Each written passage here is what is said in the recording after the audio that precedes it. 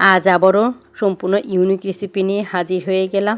আর আমার মনে হয় যে আমি প্রথম এটা আবিষ্কার করেছি, জানি না আরও কেউ করেছেন কি না। যদি করে থাকেন তো অবশ্যই জানাবেন। আসসালামু আলাইকুম এভরিওয়ান, কেমন আছেন সবাই? আশা করি সবাই ভালো আছেন। আমি আলহামদুলিল্লাহ ভালো আছি। সম্পূর্ণ ইউনিক রেসিপি আজকে শেয়ার করব। তো এখানে দেখেন 2টা বিটরুট নিয়ে নিয়েছি। আর বিটরুটটাকে এখন কেটে এরপর স্কিনটা আমি ছাড়িয়ে নেব। পুষ্টিগুণে ভরপুর এই বিটরুট আপনারা কিন্তু চাইলে যে কোনোভাবেই খেয়ে নিতে পারেন। তো আমি কিন্তু বিটরুটের পাকোড়াটা শেয়ার করেছিলাম, সেটাও আমি কিন্তু প্রথম ট্রাই করেছিলাম। তো আজকে আমি এই বিটরুট দিয়ে আরও 2টা রেসিপি শেয়ার করব, আর সেটাও আমি নিজে থেকে বানিয়ে নিয়েছি। তো আশা করি পুরো ভিডিও জুড়ে থাকবেন ইনশাল্লাহ। তাহলে আপনারা কিন্তু আমার মতো এভাবে ট্রাই করে বাসায় খেয়ে নিতে পারেন। তো এখানে বিটরুটগুলো আমি ছিলে নিয়েছি, আর এখন একটু টুকরো টুকরো করে নিচ্ছি। তো 2টা বিটরুটকে আমি সেমভাবে টুকরো টুকরো করে এরপর এটা একটা ব্লেন্ডার জারে দিয়ে আমি জুসটা করে নিব। তো অল্প পানি দিয়ে কিন্তু আমি জুসটা করে নিব। আর বিটরুটটা কিন্তু আমি কাটার পর এরপর ধুয়ে নিব। চাইলে কিন্তু আপনারা ধুয়েও এরপর কেটে নিতে পারেন। তো এখন কিন্তু দেখেন একেবারে জুস করার পর চলে আসলাম আর একটা চাটনি দিয়ে চেখে নিচ্ছি, যেহেতু আমি জুসটা ব্যবহার করব। আর যে অবশিষ্ট অংশটা সেটা ফেলে দিব। তো এখান থেকে আমি একটা চামচ দিয়ে চেপে চেপে যতটুকু জুস বের করা যায় সেটাই আমি নিয়ে নিব।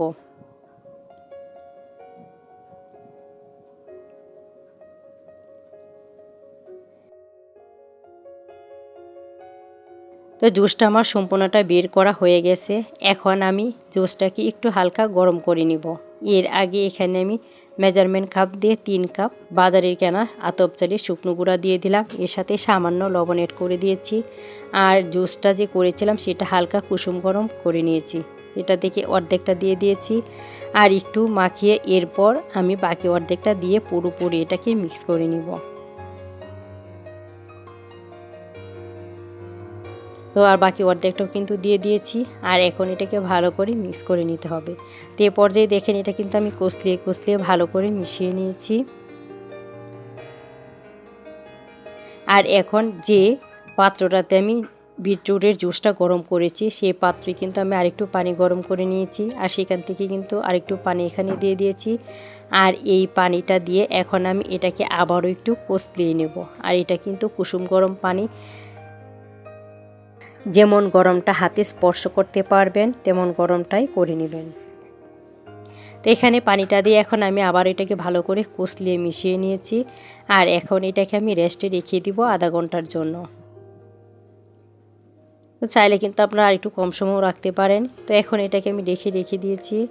আর চলে আসলাম আধা ঘন্টা পর। তো আধা ঘন্টা রাখার কারণে কিন্তু শুকনো চালের গুঁড়াটা অনেকটাই নরম হয়ে যাবে। তাই চেষ্টা করবেন অন্তত 20 মিনিটের মতো এটা রেস্টে রেখে দিতে।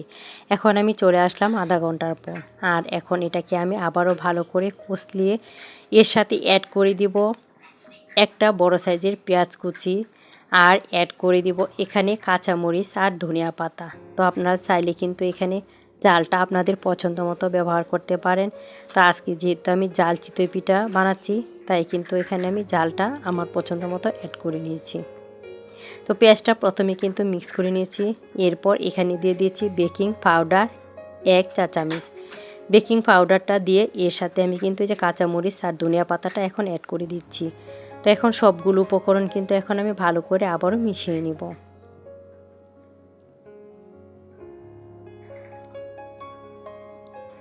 এখন কিন্তু আমি আরও কিছুটা পানি গরম করে নিয়েছি। আর সেখান থেকে অল্প অল্প পানি দিয়ে আমি এখন একটা পারফেক্ট ব্যাটার তৈরি করে নিব। আর এই ব্যাটারটা কিন্তু মোটামুটি পাতলাই হবে, এত ঘন করা যাবে না।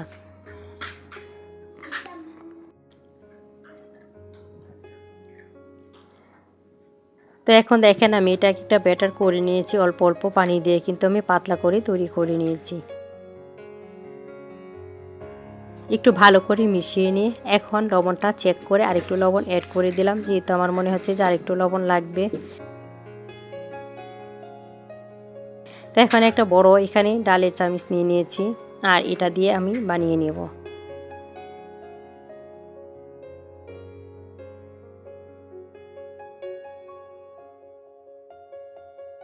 যতটুকু বড় বানাবেন সেই পরিমাণ অনুযায়ী একটা কিছু নিয়ে নেবেন, সেটা দিয়ে বানিয়ে নেবেন। এখন আমি এখানে দেখেন একটা কড়াই বসিয়ে নিয়েছি। আর এই কড়াইটা পুরোপুরি গরম হওয়ার পর এখন কিন্তু আমি 1 চামচ এখানে দিয়ে দিয়েছি। আর দেওয়ার পর এটা ডেকে দিব। আর দেখবেন যে 1.5 থেকে 2 মিনিটের ভিতরেই আপনার পিঠাটা হয়ে যাবে। তো মাশাআল্লাহ দেখেন পিঠাটা কেমন হয়েছে, একেবারেই কিন্তু নরম তুলতুলে একটা পিঠা হবে। আর চুলাটাকে আমি মিডিয়ামের চেয়ে একটু কমিয়ে রেখেছি। তো একটা পিঠা আমি বানিয়ে নিলাম। তো আপনাদের সুবিধার জন্য আমি আরেকটা পিঠা দেখিয়ে দিচ্ছি। তো আজকে কিন্তু আমি একই ব্যাটার দিয়ে 2টা পিঠা রেসিপি শেয়ার করব। আশা করি আপনারাও এভাবে বাসায় বানিয়ে খেয়ে নিতে পারেন। তো দেখেন আরেকটা পিঠা দিয়ে দিয়েছি। আর এই পিঠাটাও আমি দেখিয়ে দিব। তো দেখেন এই পিঠাটা আলহামদুলিল্লাহ আমার হয়ে গেছে।